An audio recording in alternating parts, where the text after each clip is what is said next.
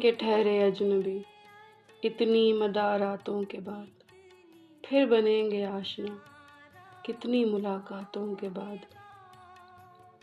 فیض احمد فیض کی یہ غزل ڈھاکہ سے واپسی پر ان کی کتاب نسخہ ہائے وفا سے لی گئی ہے۔ کم علمی کے باعث کچھ تشریح کرنے والے اس غزل کو محبوب اور عاشق میں پیدا ہونے والی دوری کے احساسات کی ترجمانی بیان کرتے ہیں، جبکہ یہ غزل خالصتاً فیض نے اپنے بنگالی دوستوں اور مداحوں کے نام لکھی تھی، جیسا کہ عنوان سے بھی ظاہر ہے۔ تو اس کا مختصر تعارف اس نظم کا یا اس غزل کا کچھ اس طرح سے ہے کہ فیض کے بنگالی دوستوں کو سقوط ڈھاکہ کے موقع پر ہونے والے قتل و غارت پر فیض کے مصلحت پسندی کے رویہ کا گلہ تھا۔ تو فیض جب 1974 میں بما اس وقت کے وزیر اعظم ذوالفقار علی بھٹو بنگلہ دیش کے دورہ پر گئے تو انہیں اپنے بنگالی دوستوں کی جانب سے کافی سرد مہری کا سامنا کرنا پڑا، جس کا فیض کو بہت رنج ہوا، اور اپنے اسی رنج کا اظہار انہوں نے اپنی اس غزل میں کیا ہے۔ اس لیے یہ قطعی طور پر بھی عشق و عاشقی سے منسوب غزل نہیں ہے۔ تو آئیے چلتے ہیں ہم اب اس کی تشریح کی جانب۔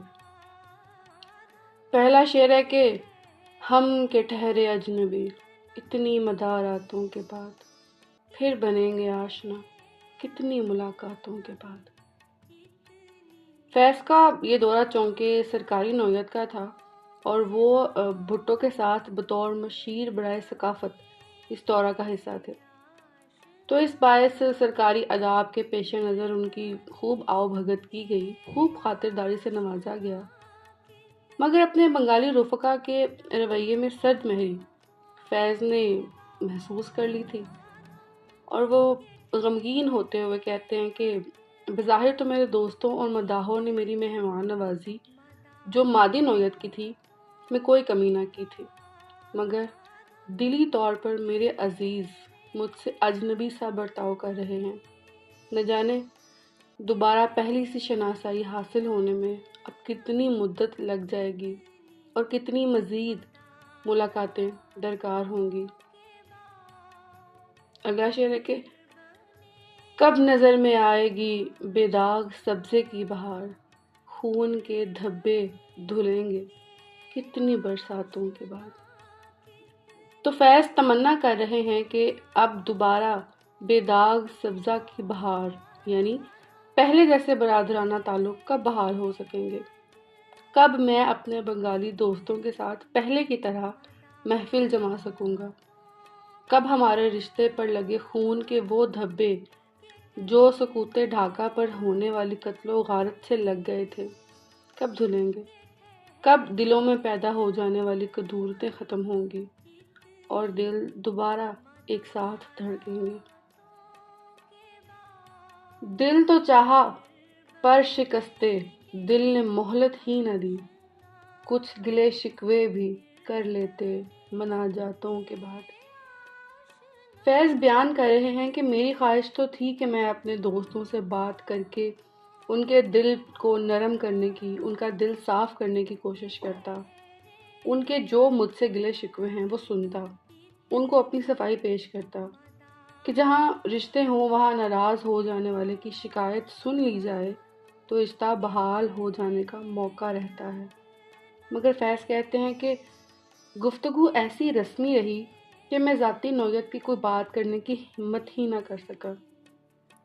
فیض کچھ اپنی حد تک اپنے دوستوں اور مداحوں سے نادم بھی تھے، یہی وجہ ہے کہ وہ رسمی گفتگو تک ہی محدود رہے اور گلے شکوے کرنے کی مجال تک نہ پہنچ سکے۔ تھے بہت بے درد لمحے ختم درد عشق کے، تھیں بہت بے مہر صبحیں مہرباں راتوں کے بعد۔ فیض کا چونکہ اس دورہ سے قبل جب وہ 1964 میں ایک مشاعرہ کی غرض سے بنگال گئے تھے تو نہایت پرتپاک استقبال کیا گیا تھا۔ فیض ان دنوں کی خوبصورت یادوں کو آج کے مد مقابل رکھ رہے ہیں کہ ان دنوں میں کس نے سوچا تھا کہ ایسے انمول تعلقات کا اتنا دردناک انجام ہونا تھا۔ کہتے ہیں کہ ان مہرباں اور محبت بھری راتوں کے بعد آج کی صبح بہت ظالم اور تکلیف دہ ہے، کہ جب ان راتوں کے رفیق آج اجنبی بنے بیٹھے ہیں۔ ان سے جو کہنے گئے تھے فیض جاں صدقہ کیے، ان کہی ہی رہ گئی وہ بات سب باتوں کے بعد۔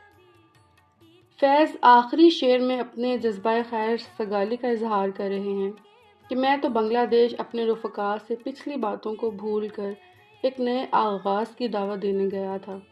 میری تو خواہش تھی کہ باوجود دو ممالک کی تشکیل ہو جانے کے ہمارے تعلقات برادرانہ رہتے، اور میں پورے دل و جان سے اپنی یہ بات اپنے بنگالی بھائیوں کے آگے رکھنا چاہتا تھا، مگر سب باتوں کے بعد، یعنی حکومتی سطح کے معاملات کے رسمی مکالمات کے بعد، میری جو بات تھی ان کہی رہ گئی، اور میں اپنے رفقا کی سرد مہری اور میرے دل میں ملال لیے واپس وطن آ گیا۔ یہ تھی فیض کی اس غزل کی تشریح۔ امید ہے آپ کو پسند آئی ہوگی۔ چینل کو سبسکرائب کر لیجیے۔